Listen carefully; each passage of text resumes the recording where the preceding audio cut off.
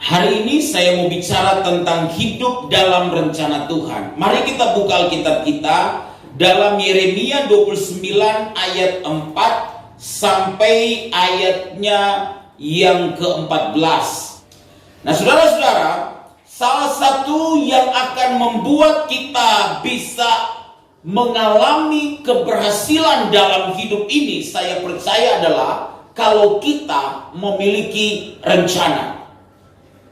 Rencana itu adalah apa yang kita telah tetapkan untuk kita lakukan dalam hidup ini dengan pertimbangan yang paling bijaksana. Kita membawa itu kepada Tuhan di dalam doa. Kita bertanya kepada Tuhan apakah yang kita rencanakan ini adalah mau Tuhan dalam hidup kita. Kita menggumuli itu dalam keseharian kita bersama dengan Tuhan. Dan apa yang kita rencanakan yang telah kita bawa kepada Tuhan dalam doa tersebut, kita mengerjakan apa yang telah kita rencanakan tersebut. Persoalannya begini Bapak Ibu Saudara, banyak orang tidak punya rencana dalam hidup mereka. Kalau ditanya apa rencanamu nanti ke depan, nggak tahu Pak, saya sih terserah Tuhan saja. Wah, ini rohani sekali. Saya sih terserah Tuhan saja. Tapi dia nggak punya rencana. Bagaimana rencanamu ke depan? Ya saya ngalir aja Pak. Ngalir sejauh aliran air itu membawa saya kemana saja. Wah, ini ungkapan-ungkapan yang sering kita dengarkan. Padahal kita perlu memiliki rencana dalam hidup ini. Dan rencana itu harus kita bawa kepada Tuhan. Karena itu kita perlu hidup dalam rencana Tuhan. Apa yang menjadi rencana kita harus kita serahkan kepada Tuhan. Sehingga apa yang kita rencanakan itu juga adalah rencana Tuhan bagi kita semua. Kita tidak mengerjakan sesuatu yang kita pikir itu baik. Kita juga tidak merencanakan sesuatu yang kita pikir itu indah. Sesuatu yang kita mimpikan yang membawa kita kepada hal-hal yang membuat kita merasa nyaman secara jiwani semata-mata dalam hidup ini. Tetapi kita meletakkan semua apa yang kita rencanakan itu di kaki Tuhan. Dan kita berkata kepada Tuhan, ini rencanaku Tuhan.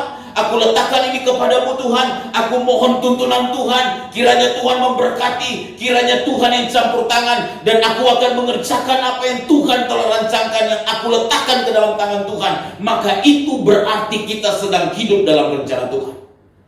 Hidup dalam rencana Tuhan akan membuat kita bisa melihat tangan Tuhan itu tetap akan terulur bagi kita. Walaupun kita juga mengalami hal-hal yang rumit dalam hidup ini. Karena hidup dalam rencana Tuhan bukan berarti kita tidak punya masalah. Bukan berarti kita tidak punya persoalan. Maria hidup dalam rencana Tuhan. Walaupun dia hidup dalam rencana Tuhan, tapi dia mengalami kesulitan. Ya, dia tidak bisa melahirkan di tempat yang istimewa. Padahal itu adalah raja yang sedang dikandung bayi mungil Yesus yang nanti akan menjadi Mesias yang menyelamatkan bukan hanya Israel tetapi umat manusia. Hidup dalam rencana Tuhan memang bukan berarti jalan kita lurus seperti berada di jalan tol yang bebas hambatan, tapi kadang mungkin kita akan mengalami hal-hal yang gak mengenakan. Kadang kita akan mengalami hal-hal yang mungkin membuat kita menjadi kecewa. Dan kita berkata, Tuhan, bukankah aku sudah hidup dalam rencana Tuhan? Bukankah aku sudah bawa ini kepada Tuhan? Tapi kenapa aku mengalami kekecewaan? Bukankah aku sudah doakan ini, rencana ini Tuhan?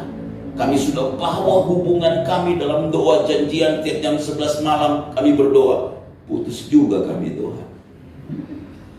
Ini gimana nih? Ya ada orang yang berpikir seperti itu kan.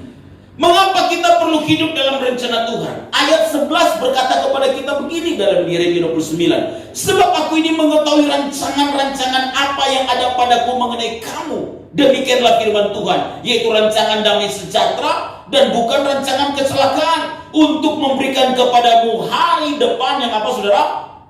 Penuh harapan. Mengapa kita perlu hidup dalam rencana Tuhan? Karena rencana Tuhan bagi kita itu memberikan kepada kita hari depan yang penuh harapan.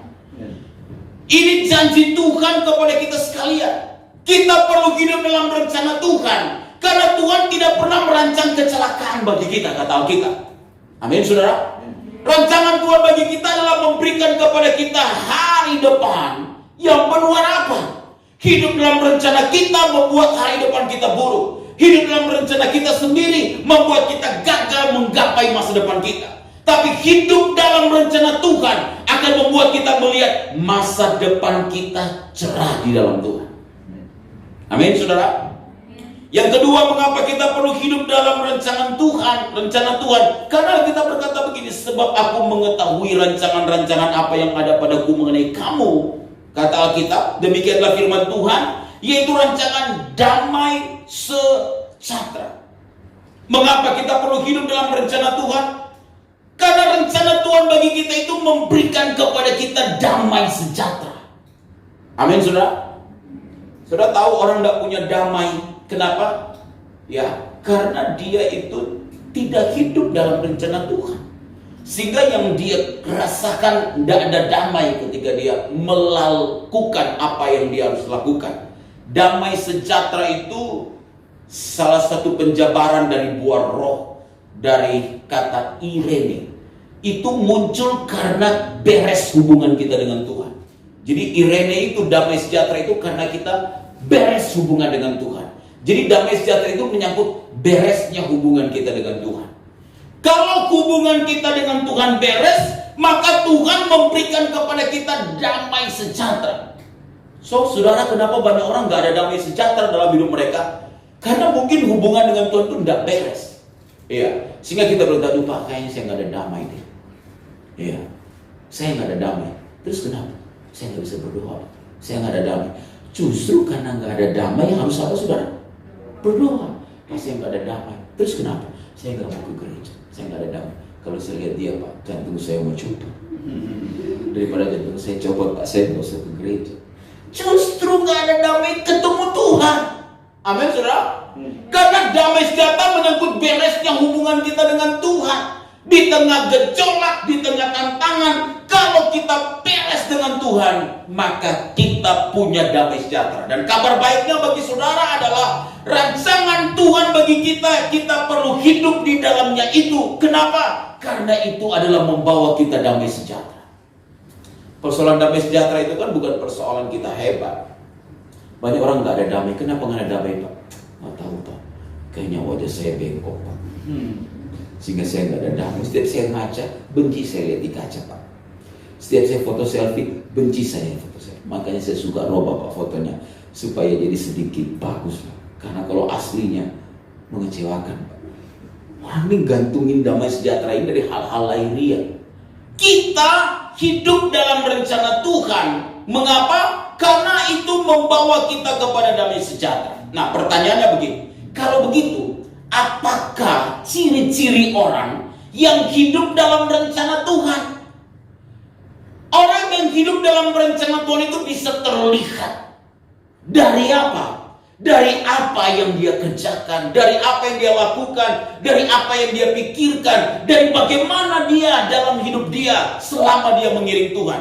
Kalau begitu, apakah ciri-ciri orang yang hidup dalam rencana Tuhan? Yang pertama, Bapak Ibu Saudara, orang yang hidup dalam rencana Tuhan adalah orang yang hidupnya nggak dikuasai oleh pergumulan.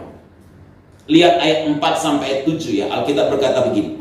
Beginilah firman Tuhan semesta alam Allah Israel kepada semua orang buangan yang diangkut ke dalam pembuangan dari Yerusalem ke Babel. Dirikanlah rumah untuk kamu diami, buatlah kebun untuk kamu nikmati hasilnya, ambillah istri untuk memperanakan anak laki-laki dan perempuan, ambilkanlah istri bagi anakmu laki-laki dan carikanlah suami bagi anakmu perempuan, supaya mereka melahirkan anak laki-laki dan perempuan, agar di sana kamu bertambah banyak dan jangan berkurang. Sudah tahu begini latar belakangnya. Orang Israel sedang berada di pembuangan di Babel. Orang yang kalau berada dalam pembuangan itu ada banyak masalah yang mereka alami.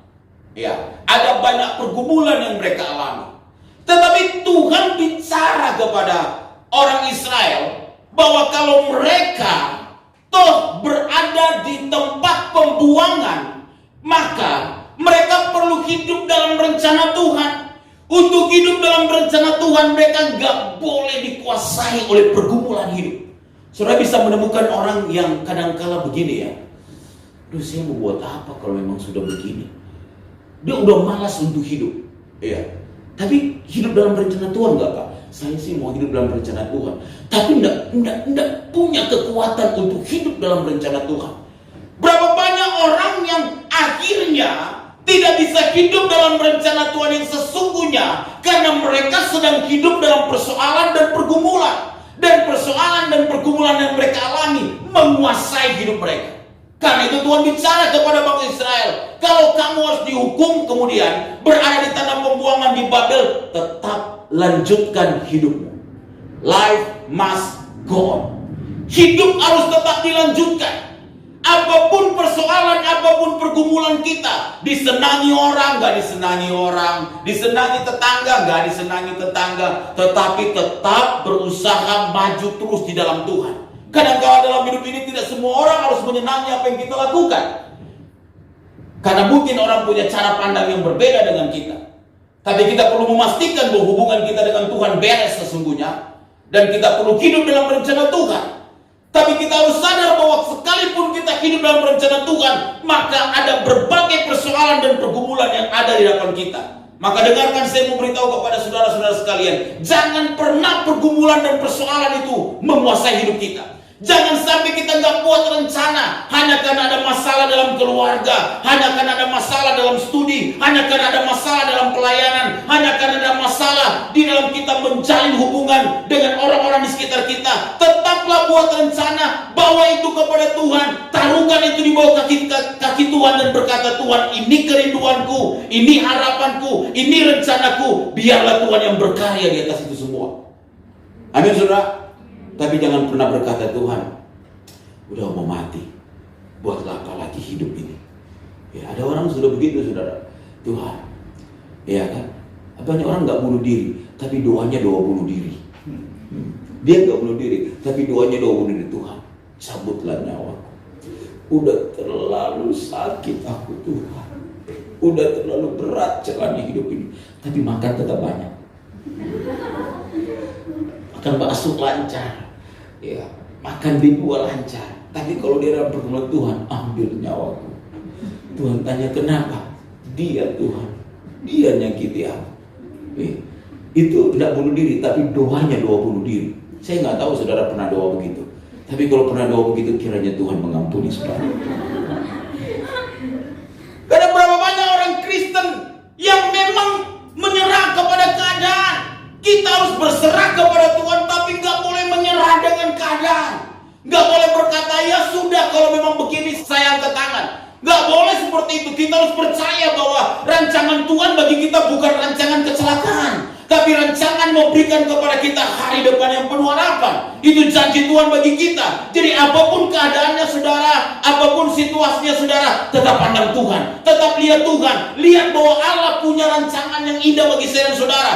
Bahwa kita mengalami pergumulan, bahwa harus menaiki sebuah gunung, dan kadang-kadang harus menuruni sebuah lembah yang curam, melewati jalan yang berkelok-kelok. Kita mengalami kabut yang kita nggak tahu di depannya ada apa dan ada siapa. Tapi percayakanlah hidup kita kepada Tuhan. Jangan izinkan masalah menguasai kita, karena kita percaya Allah punya rencana yang indah di balik semua yang kita alami.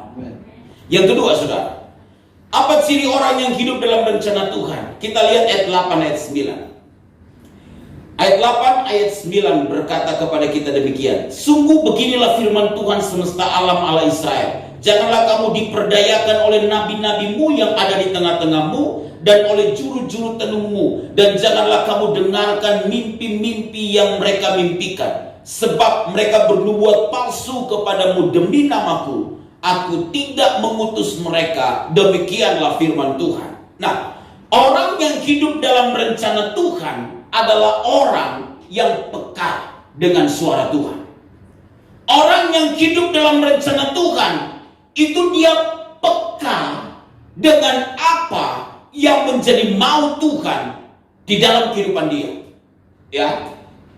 Jadi dia memperingatkan kepada mereka bahwa jangan diperdaya oleh nabi-nabi yang palsu, ya, di tengah-tengah kamu, juru-juru tenungmu. Lalu menariknya begini, ayat 9 berkata mereka bernubuat palsu. Ya, kata kita kepadamu demi apa? Namaku. Aku tidak mengutus mereka, kata Tuhan. Berarti pada saat itu ada nabi-nabi palsu yang bicara kepada orang Israel atas nama Tuhan, tetapi Tuhan tidak mengutus mereka. Kan mereka ini dibuang ke pembuangan yang ada di Babel. Betul, saudara? Lalu kemudian mungkin ada nabi-nabi palsu yang bilang begini, tenang, you nggak akan dibuang, kamu nggak akan punya masalah. Mungkin ada yang bernubuat seperti itu. Sudah, nggak perlu takut, nggak akan diangkut ke Babel. Nah, Tuhan berkata, aku tidak mengutus mereka, walaupun mereka berbicara atas namaku. Ada nabi-nabi palsu yang berbicara atas nama Tuhan. Nah, orang yang hidup dalam rencana Tuhan itu harus peka mendengarkan suara Tuhan. Kita harus peka, termasuk kepada situasi yang ada di sekitar kita, yang mungkin kita bercakap-cakap dengan orang, yang kadangkala orang itu mungkin bicara sesuatu yang rohani mungkin kepada kita, tapi bisa jadi mungkin itu bukan dari Tuhan. Bisa jadi itu sesuatu yang bukan dari Tuhan. Nah, orang yang hidup dalam rencana Tuhan, dia harus peka untuk mendengar suara Tuhan. Dia harus punya relasi dengan Tuhan yang begitu dekat, sehingga dia tahu dia bukan hanya bisa bicara kepada Tuhan semata-mata, tapi Tuhan juga bisa bicara kepada dia apa yang menjadi rencana Tuhan dalam hidup dia. Peka. Kadang-kadang Tuhan tidak bicara secara langsung, secara audible di telinga kita. Kadang-kadang Tuhan juga tidak bicara mungkin di hati kita. Kadang-kadang kita tidak mendengar suara Tuhan lewat firman yang menjadi rema yang kita baca. Tapi seringkali Tuhan memakai keadaan-keadaan di sekitar kita, situasi-situasi yang ada di sekitar kita, dan kita perlu peka dengan keadaan dan situasi itu, yang mungkin Tuhan mau kita mendengarkan dia lewat keadaan-keadaan itu yang ada di sekitar kita. Kadang-kala Tuhan memakai orang-orang di sekitar kita yang akan berbicara, mungkin sharing untuk sesuatu kepada kita. Yang paling penting adalah peka untuk nangkap apa sih mau Tuhan, apa sih rencana Tuhan, apa sih kehendak Tuhan dalam hidupku, supaya apa? Kita hidup di dalam rencana Tuhan yang indah tersebut. Karena hanya hidup dalam rencana Tuhan yang nanti akan membawa kita kepada kehendak Tuhan yang sesungguhnya. Tuhan akan menuntun kita dari iman kepada iman, dan seterusnya kita akan didewasakan di dalam Tuhan. Kenapa? Karena kita punya relationship yang begitu intim dengan Tuhan, begitu dekat dengan Tuhan, sehingga kita bisa bicara kepada Tuhan, dan Tuhan juga berbicara kepada kita. Karena itu kita berkata, jika kamu tinggal di dalam aku dan firmanku tinggal di dalam kamu, maka minta apa saja yang kamu kehendaki, kamu akan memperoleh. Waktu kita punya hubungan yang begitu dekat dengan Tuhan, mengetahui apa mau Tuhan dalam hidup kita, apa rencana Tuhan dalam hidup saya dan saudara, maka saya percaya pada saat itulah kita akan berada dalam rencana Tuhan yang sesungguhnya. Jangan keluar dari rencana Tuhan, Bapak Ibu Saudara. Itu akan membawa kita kepada kegagalan. Hiduplah dalam rencana Tuhan, karena itu yang membawa kita kepada keberhasilan. Yang ketiga, apakah ciri orang yang hidup dalam rencana Tuhan? Mari kita lihat ayat 10. Ayat 10 berkata kepada kita begini. Sebab beginilah firman Tuhan, apabila telah genap 70 tahun bagi Israel, barulah aku memperhatikan kamu. Aku akan menepati janjiku itu kepadamu dengan mengembalikan kamu ke tempat ini. Tuhan menghukum orang Israel dengan membuang mereka di Babilonia. Rentang waktunya 70 tahun. Tapi nabi-nabi palsu mungkin berkata gak sampai 70 tahun. Itu yang terjadi sebenarnya. Ya. Nah, orang yang hidup di dalam rencana Tuhan adalah orang yang berjalan dalam waktunya Tuhan. Dia juga akan hidup dalam waktunya Tuhan. Ikutilah waktunya Tuhan dalam hidup saya dan saudara. Amin.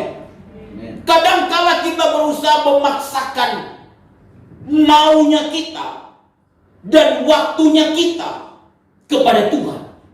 Kadangkala kita memaksakan Tuhan sekarang, Tuhan besok, Tuhan lusa, Tuhan tahun ini. Tapi seringkali waktu Tuhan itu tidak seperti waktu saya dan saudara. Waktu Tuhan pasti yang terbaik bagi kita. Walaupun mungkin itu bukan waktunya kita. Kita mau hari ini, kita mau besok. Tapi Tuhan mungkin gak lakukan hari ini atau besok. Tuhan lakukan dalam sebuah rencana Dia yang indah dalam hidup kita. Tapi tahukah saudara, setiap Tuhan berkarya dalam waktunya, itu selalu menjadi waktu yang terbaik bagi kita. Jangan memaksakan waktu kita sendiri dengan kita berusaha untuk menskenariokan dengan apa yang kita pikir baik dalam hidup ini. Ikuti saja maunya Tuhan, ikuti saja kehendak Tuhan, dan ikuti waktunya Tuhan. Waktu Tuhan bicara kepada Abraham, kamu akan memiliki keturunan yang banyak, seperti bintang di langit dan seperti pasir di laut. Abraham mempercayai itu. Lalu istrinya yang bernama Sarai pada saat itu tidak percaya. Saudara-saudara, ikuti saja waktu Tuhan dalam hidup kita. Jangan paksakan kalau itu belum waktu Tuhan. Kalau belum waktu Tuhan, tidak usah paksakan. Submit saja, tunduk saja kepada kehendak Tuhan, tunduk saja kepada otoritas yang Tuhan telah berikan, yang ada di sekitar kita. Dan itu adalah cara Tuhan untuk membentuk kita supaya kita tetap hidup dalam rencana Tuhan. Yang terakhir, sudah dikasih oleh Tuhan. Kalau begitu, apa ciri orang yang hidup dalam rencana Tuhan? Yang pertama, mereka adalah orang-orang yang tidak dikuasai oleh pergumulan hidup. Yang kedua, mereka adalah orang yang peka mendengarkan suara Tuhan. Yang ketiga, mereka adalah orang yang berjalan dalam waktunya Tuhan. Dan yang terakhir, mereka adalah orang yang suka berdoa. Lihat ayat yang ke-12. Ayat 12 berkata begini. Dan apabila kamu berseru dan datang untuk berdoa kepadaku, maka aku akan apa? Mendengarkan kamu. Orang yang hidup dalam rencana Tuhan, pasti dia orang yang suka berdoa. Doa bukan sekedar nafas hidup kita, tapi doa membangun sebuah relasi yang akan membawa kita kepada kedekatan sedekat-dekatnya dengan Tuhan. Di dalam doalah kita membawa setiap kerinduan hati kita dan pergumulan kita kepada Tuhan. Tetapi di dalam doa juga di situ hadirat Tuhan mengubah hidup saya dan saudara. Orang yang suka berdoa itu akan terlihat. Ya, saudara tahu ketika Musa turun dari Gunung Sinai dan membawa 2 loh batu yang bertuliskan 10 perintah Tuhan di situ. Saudara tahu dia berbicara dengan Tuhan selama 40 hari di Gunung Sinai. Dan Tuhan memberikan kepada dia 2 loh batu. Dan saudara tahu ketika Musa turun dari Gunung Sinai, orang Israel begitu terkejut kepada Musa. Kenapa? Karena wajahnya diselubungi dengan apa? Atau wajahnya penuh dengan kemuliaan. Mengapa? Karena dia bercakap-cakap dengan Tuhan di gunung itu. Orang tuh kalau hidupnya senang doa, itu terlihat dari kehidupan dia. Orang yang suka berdoa terlihat dari perilaku dia, terlihat dari kelakuan dia. Jangan sampai kita suka berdoa, kita doa 1 jam, 2 jam, lalu ketika kita keluar ruangan, lalu ada orang yang senggol kita, darah kita naik, tensi kita normal, tiba-tiba berubah jadi tinggi, kira-kira begitu. Hanya karena ada senggolan-senggolan tersebut. Orang yang hubungannya dengan Tuhan dekat, yang itu dinyatakan dalam doa-doa. Bukan saja dia membawa di dalam doa-doa dia rencana-rencana dia kepada Tuhan agar dia hidup dalam rencana Tuhan itu. Tetapi dalam doa-doa dia diubah oleh Tuhan. Dalam doa-doa dia mengerti hati Tuhan. Dalam doa-doa kepada Tuhan, dia tahu kehendak Bapa, apa yang Bapa inginkan dalam hidup dia. Amin, saudara. Karena itu saya percaya kita nggak boleh meninggalkan fondasi kekristenan yang disebut dengan doa ini.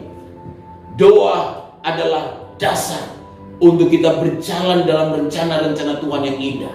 Jangan sampai kita kehilangan waktu untuk berdoa, dan jangan sampai kita tidak mendengar Tuhan berbicara kepada kita dalam doa-doa kita secara pribadi. Karena disitulah Tuhan akan menyatakan rencana Dia yang indah dalam hidup kita. Mari kita berdoa. Terima kasih Tuhan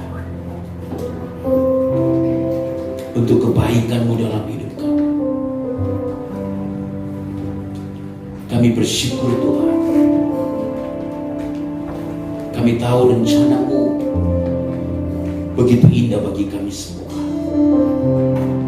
Memberikan kami damai sejahtera dan hari depan yang penuh harapan. Untuk setiap kebaikan-Mu Tuhan, kami bersyukur Tuhan. Terima kasih Tuhan. Terima kasih Tuhan. Mari kita nyanyikan satu pujian. Sering ku tak mengerti jalan-jalan-Mu Tuhan.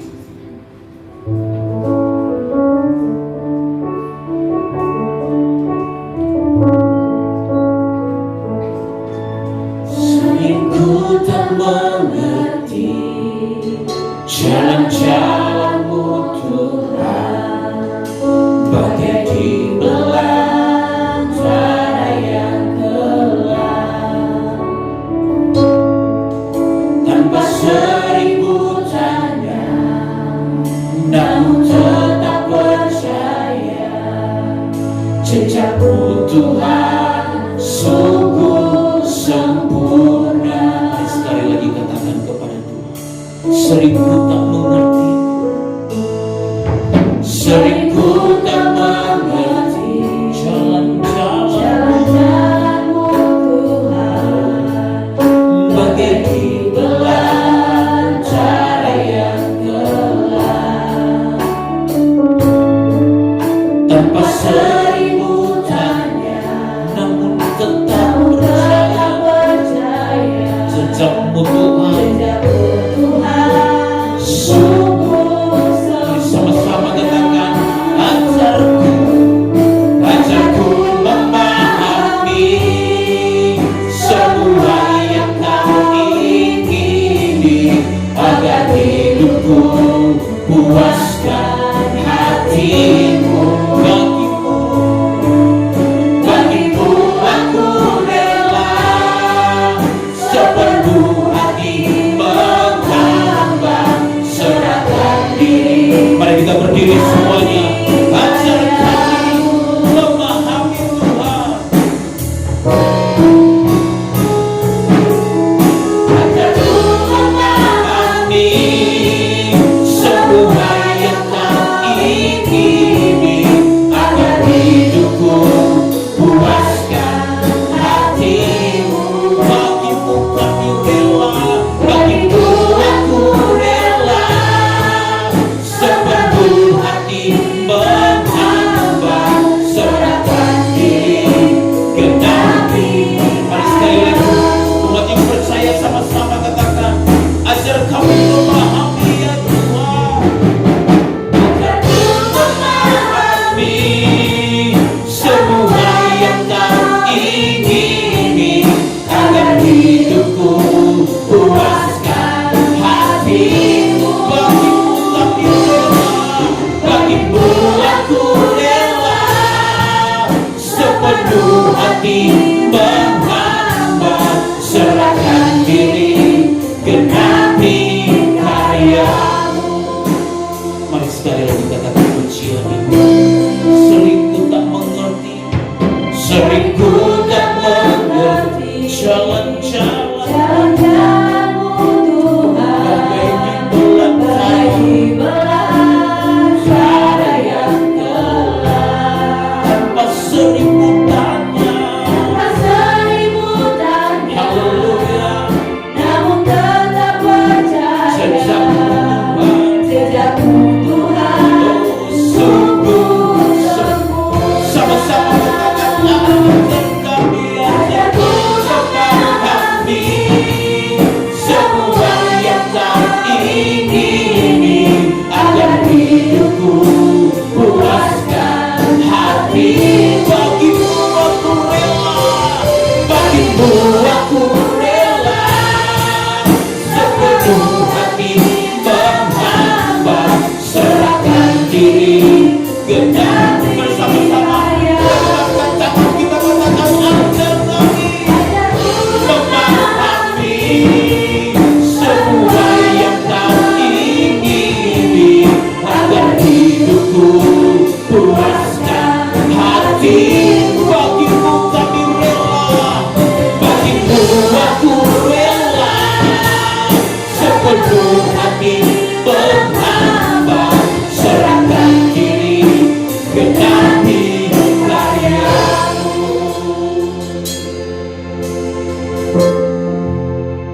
Hanya di antara saudara yang mau berkata kepada Tuhan malam ini, aku mau hidup dalam rencana-Mu Tuhan.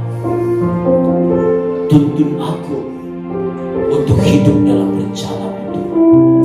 Bawa aku untuk hidup dalam rencana-Mu Tuhan. Adakah di antara engkau yang mungkin sedang merencanakan sesuatu yang mungkin engkau belum bawa itu kepada Tuhan, dan engkau sedang berniat untuk mengambil keputusan dalam rencana? Mari bawa itu kepada Tuhan. Serahkan semuanya hanya kepada Tuhan. Karena ketahuilah Tuhan punya rencana yang indah atas hidup. Atau mungkin ada di antara yang sedang berpikir bahwa engkau sedang tidak berada dalam rencana Tuhan, dan engkau merasa perlu kembali dalam rencana Tuhan. Maka hari ini adalah waktunya untuk engkau berkata, Tuhan, aku mau hidup dalam rencana Tuhan. Atau mungkin ada di antaramu yang sedang terintimidasi oleh keadaan, oleh situasi, oleh sesuatu, oleh seseorang yang mungkin membuat engkau meragukan rencana Tuhan dalam hidup. Iblis sedang berusaha membawa engkau keluar dari rencana Tuhan. Jika engkau sedang menggumuli itu, mari berdoalah malam ini. Bawa semuanya kepada Tuhan. Tuhan mengasihimu. Dia punya rencana yang indah dalam hidup. Dia tahu apa yang terbaik dalam hidup. Dia tahu jalan-jalan hidupmu. Dia merendah sedemikian rupa untuk merancang yang terbaik dalam hidup. Jangan hidup di luar rencana Tuhan. Jangan ambil keputusan jika itu bukan dari Tuhan. Hidupilah rencana Tuhan. Ikutilah kehendak Tuhan. Jika engkau sedang menggumuli itu dan membuat hatimu bimbang hari ini, mari berdoa kepada Tuhan. Taruh kedua tanganmu di dada dan berdoa. Katakan, ini aku Tuhan. Aku bawa semua rencana ini kepada-Mu Tuhan. Aku meletakkan semuanya ke dalam tangan-Mu Tuhan. Aku percaya Engkau tidak pernah salah dalam menuntun hidupku. Engkau tidak pernah keliru dalam merancangkan yang terbaik dalam hidupku. Tuhan, aku berdoa untuk setiap anak-anak-Mu di tempat ini. Berkati mereka Tuhan. Biarlah rencana Tuhan hidup atas mereka, dan mereka menghidupi rencana Tuhan itu dalam hidup mereka. Demi nama Yesus, Tuhanlah yang menuntun mereka. Tuhanlah yang memberkati mereka. Tidak ada seorang pun, apapun yang akan membelokkan mereka dari rencana Tuhan. Bahkan diri mereka sendiri, Tuhanlah yang akan menuntun secara khusus. Demi nama Yesus, berkatilah anak-anakmu di tempat ini. Terima kasih Tuhan. Berikan kami damai sejahtera. Ada di antaramu yang mungkin sedang kehilangan damai sejahtera. Hari ini Tuhan bicara kepadamu secara khusus bahwa Tuhan mengasihi. Tuhan menyiapkan itu bagimu. Engkau gak perlu takut dengan apa yang akan terjadi di hari esok. Karena Tuhan bicara kepadamu hari ini. Tuhan menyiapkan yang terbaik bagimu. Berkati Tuhan anak. Demi nama Yesus. Terima kasih Tuhan untuk kebaikan. Kami bersyukur kepada-Mu.